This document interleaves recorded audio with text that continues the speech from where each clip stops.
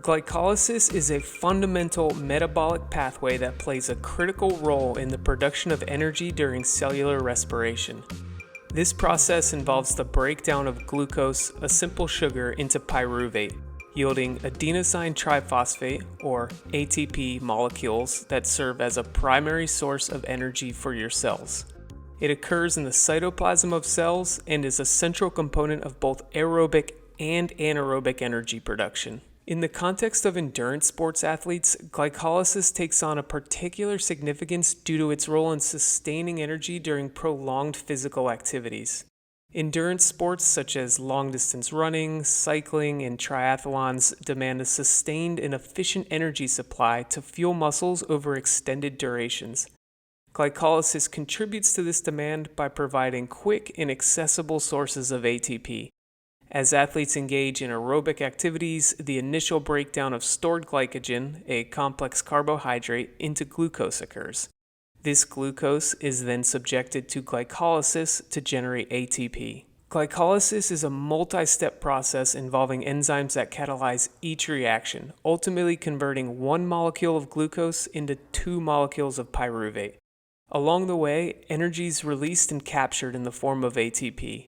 In the presence of oxygen, pyruvate can enter the mitochondria for further processing through the Krebs cycle and oxidative phosphorylation, maximizing ATP production.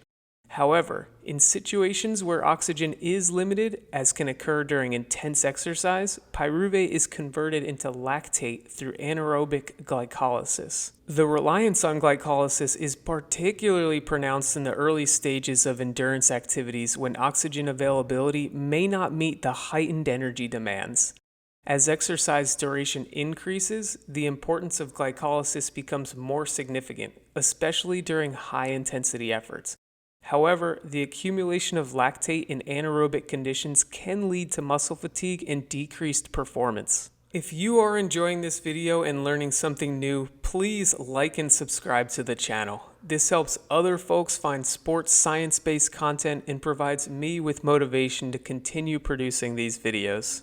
Now, back to glycolysis and how it relates to endurance athletes. Endurance athletes, therefore, need to strike a balance between aerobic and anaerobic energy systems to optimize performance. Training plays a pivotal role in enhancing the efficiency of glycolysis, enabling muscles to better utilize glucose for energy production.